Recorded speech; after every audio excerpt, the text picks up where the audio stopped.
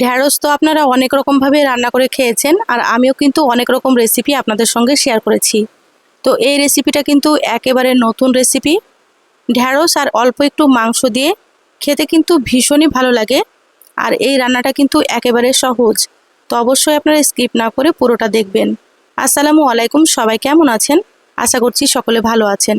তো চলুন কথা না বাড়িয়ে রেসিপি শুরু করি। তো এখানে প্রায় আমি 400 গ্রাম মতো ঢ্যাঁড়স নিয়েছি। তো ঢ্যাঁড়সগুলো আমি গোটায় রেখেছি। আর এখানে অল্প একটু নিয়েছি চিকেন। তো এখানে আমি হাড় ছাড়া চিকেন নিয়েছি। এবার গ্যাস অন করে কড়াইয়ে দিয়ে দিলাম প্রায় 2.5 কাপ মতো পানি। এবার এখানে দিয়ে দিচ্ছি ঢ্যাঁড়সগুলো।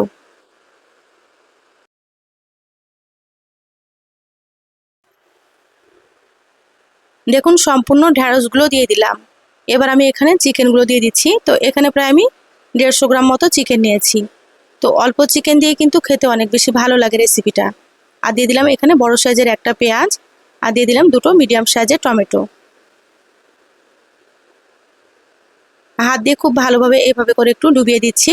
এবার ঢাকা দিয়ে 5 থেকে 6 মিনিট হাই হিটে এটা জাল করে নিতে হবে, মানে একটু হালকা সেদ্ধ করে নিতে হবে। তো দেখুন প্রায় 6 মিনিট হয়ে গিয়েছে, খুব সুন্দর মতো ফুটে গিয়েছে। আর হালকা কিন্তু ঢ্যাঁড়সগুলো সেদ্ধ হয়ে গেছে। এইভাবে হালকা করে একটু সেদ্ধ করে নিতে হবে। আপনারা কিন্তু 6 মিনিটের বেশি সেদ্ধ করবেন না, তাহলে কিন্তু ঢ্যাঁড়সগুলো অনেকটাই সেদ্ধ হয়ে যাবে আর খেতে ভালো লাগবে না রেসিপিটা। তো এইভাবে হালকা করে সেদ্ধ করে নেবেন। দেখুন চিকেনগুলো কিন্তু সেদ্ধ হয়ে গিয়েছে। এবার পানিটা ঝরিয়ে খুব ভালোভাবে প্লেটে তুলে নিচ্ছি।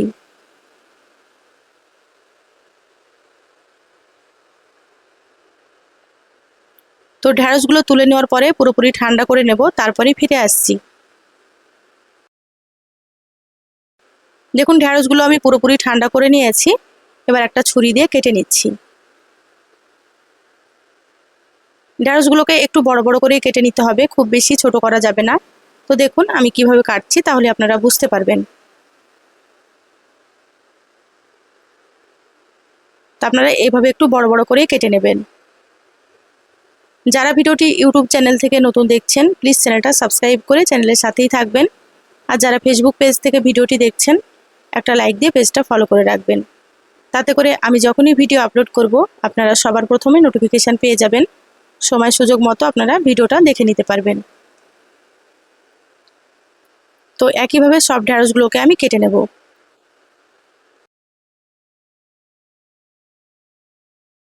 দেখুন সব ঢ্যাঁড়সগুলো আমি কেটে নিয়েছি। এবার আমি প্লেটে তুলে নিচ্ছি। আমি প্রথমে কিন্তু ঢ্যাঁড়সগুলোকে কয়েকবার পানি পাল্টে খুব ভালোভাবে ধুয়ে পরিষ্কার করে নিয়ে তারপরে ঢ্যাঁড়সগুলো সেদ্ধ করে নিয়েছি। আপনারাও কিন্তু খুব ভালোভাবে ধুয়ে পরিষ্কার করে নিয়ে তারপরে সেদ্ধ করে নেবেন। প্লেটের সাইডে সরিয়ে রেখে দিলাম। এবার এখানে দেখুন চিকেনগুলো নিয়ে নিচ্ছি। এবার চিকেনগুলোকে আমি ছুরি দিয়ে ছোট ছোট করে কেটে নেব। খুব বেশি বড় করব না, এভাবে একটু ছোট ছোট করে কেটে নিতে হবে। ঢ্যাঁড়স আর চিকেন দিয়ে এই রেসিপিটা কিন্তু খেতে অনেক বেশি ভালো লাগে। গরম ভাত, রুটি, পরোটা সব কিছুর সঙ্গে আপনারা খেতে পারবেন।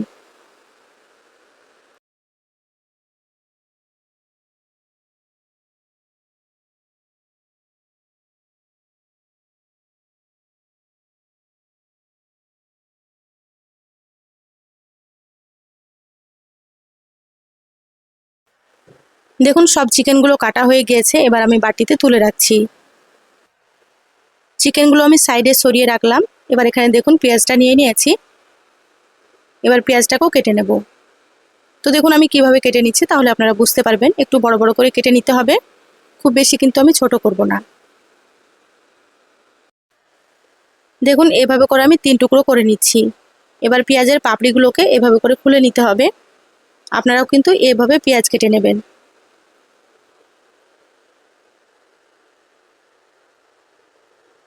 পেঁয়াজের পাপড়িগুলো খুলে নিয়েছি। এবার আমি বাটিতে পেঁয়াজগুলোকে তুলে নিচ্ছি। এবার আমি টমেটো দুটোও কেটে নেব।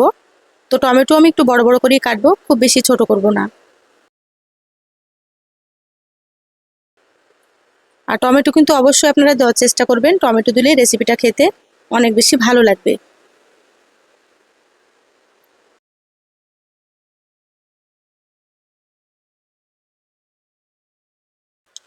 টমেটোগুলো কাটা হয়ে গিয়েছে, প্লেটে তুলে রেখে দিচ্ছি। সব কিছু রেডি করে নিয়েছি, এবার রান্নায় চলে যাব। গ্যাস অন করে কড়াই দিয়ে দিচ্ছি সর্ষের তেল। তো এখানে প্রায় আমি 3 টেবিল চামচ তেল দিয়ে দিলাম।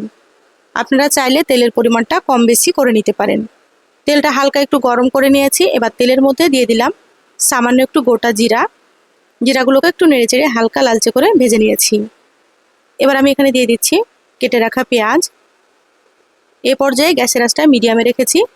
এবার পেঁয়াজটাকে তেলের মধ্যে হালকা একটু নেড়েচেড়ে নেব। খুব বেশি কিন্তু পেঁয়াজ ভাজা যাবে না, হালকা করে একটু ভেজে নিতে হবে। দেখুন হালকা একটু ভেজে নিলাম। এবার আমি এখানে দিয়ে দিচ্ছি 4-5টা মতো চেরা কাঁচামরিচ। তা আপনারা যেমন ঝাল খাবেন সেভাবে করে এখানে কাঁচামরিচ দিয়ে দেবেন। কাঁচামরিচ দেওয়ার পরে আবার খুব ভালোভাবে মিশিয়ে নিলাম। এবার আমি এখানে দিয়ে দিচ্ছি কেটে রাখা চিকেনগুলো। এবার এখানে দিয়ে দিচ্ছি সামান্য একটু লবণ। লবণটা কিন্তু পরে আবারও লাগবে, তো এই পর্যায়ে আপনারা অল্প করে একটু লবণ দিয়ে দেবেন। দিয়ে দিলাম এখানে 1/2 চা চামচ রসুন বাটা, দিয়ে দিচ্ছি 1/2 চা চামচ আদা বাটা।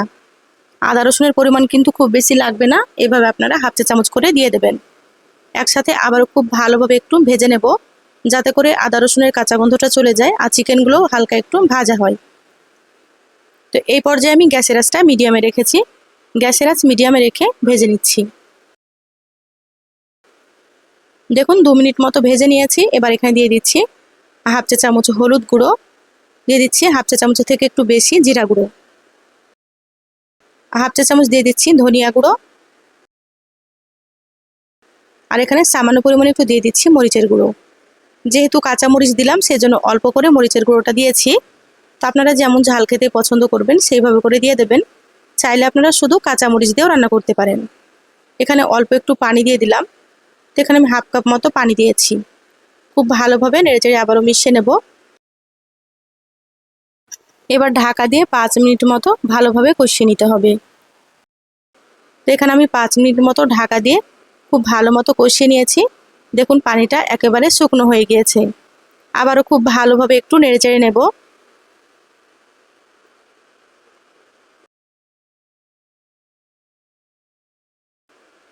এবার আমি এখানে কেটে রাখা টমেটোগুলো দিয়ে দিচ্ছি। এবার টমেটোগুলোকেও চিকেনের সঙ্গে খুব ভালোভাবে নেড়েচেড়ে মিশিয়ে নিতে হবে। আর এই পর্যায়ে আমি গ্যাসের আঁচটা একটু হাই হিটে করে দিলাম। যেহেতু টমেটো থেকে একটু পানি ছাড়বে সেজন্য গ্যাসের আঁচটা এই পর্যায়ে হাই হিটে করে দিতে হবে। দেখুন টমেটো মিশিয়ে নিয়েছি। এবার আমি এখানে কেটে রাখা ঢ্যাঁড়সগুলো দিয়ে দিলাম। এবার দিয়ে দিচ্ছি স্বাদ মতো লবণ। তো এখানে আবারও আমি 1/2 চা চামচ লবণ দিয়ে দিলাম। আপনারা কিন্তু লবণটা একটু বুঝেই ব্যবহার করবেন, যেহেতু প্রথমে একটু দিয়েছি। তো সেইভাবে করেই কিন্তু আপনারা লবণ দিয়ে দেবেন। প্রথমে অল্প দিয়ে দেবেন, তারপরে চেক করে নেওয়ার পরে যদি লাগে আবারও দিয়ে দেবেন। দেখুন সব কিছু আবারও খুব ভালো মতো মিশিয়ে নিচ্ছি। সব কিছু মিশিয়ে নিয়েছি। এবার আমি এখানে অল্প একটু লেবুর রস দিয়ে দিচ্ছি। লেবুর রসটা কিন্তু অবশ্যই দিয়ে দেবেন, তাহলে ঢ্যাঁড়সের আঠালো ভাবটা চলে যাবে। সামান্য একটু লেবুর রস দিলে কিন্তু ঢ্যাঁড়সটা একেবারে আঠালো থাকবে না, আর খেতেও কিন্তু খুব ভালো লাগবে। তা আপনারা এখানে একটা লেবুর 1 চির মতো দিয়ে দেবেন। দেখুন লেবুর রসটা দিয়ে আবার খুব ভালোভাবে নেড়েচেড়ে মিশিয়ে নিলাম। এবার আমি গ্যাসের আঁচ হাই হিটে রেখে খুব ভালোভাবে ভেজে নেব। যেহেতু ঢ্যাঁড়সগুলো আগে থেকে হালকা একটু সেদ্ধ করে নিয়েছি, এই পর্যায়ে কিন্তু সেদ্ধ করা যাবে না ঢাকা দিয়ে। এইভাবে গ্যাসের আঁচ বাড়িয়ে ঢাকা খুলে একটু ভেজে নিতে হবে, তাহলে বেশি ভালো লাগবে খেতে।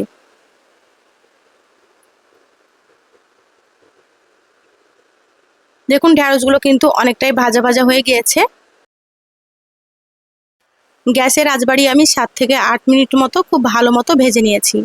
এবার এখানে দিয়ে দিচ্ছি সামান্য একটু গরম মশলার গুঁড়ো। গরম মশলার গুঁড়োটা দিলে কিন্তু ফ্লেভারটা খুব ভালো আসে। এবার মশলাটাকে খুব ভালো মতো মিশিয়ে নিচ্ছি। দেখুন ঢ্যাঁড়সের পানি কিন্তু একেবারে শুকনো হয়ে গিয়েছে, আর এইরকম কিন্তু ভাজা ভাজাই করে নেবেন, তাহলে খেতে অনেক বেশি মজা হবে রেসিপিটা। দেখুন মশলা খুব ভালো মতো মিশিয়ে নিয়েছি, রান্না হয়ে গিয়েছে। এবার আমি প্লেটে তুলে নিচ্ছি। তো প্লেটে তুলে নিয়ে তারপরে আপনাদেরকে আবারও দেখাচ্ছি।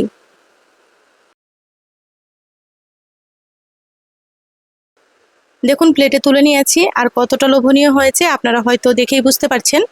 তো একঘেয়েমি ঢ্যাঁড়সের রেসিপি ছেড়ে এইভাবে অল্প চিকেন দিয়ে একবার খেয়ে দেখবেন, স্বাদ কিন্তু মুখে লেগে থাকবে। বাড়িতে যদি চিকেন আনা হয় এভাবে আপনারা 2 টুকরো মতো রেখে দেবেন, তারপরে ঢ্যাঁড়স দিয়ে এভাবে রান্না করে খেয়ে দেখবেন, বাচ্চারা কিন্তু একেবারে চেটেপুটে খেয়ে নেবে। ভালো লাগলে লাইক দিয়ে ভিডিও শেয়ার করে দিবেন। সবাই ভালো থাকবেন, সুস্থ থাকবেন। ধন্যবাদ সবাইকে। আল্লাহ হাফেজ।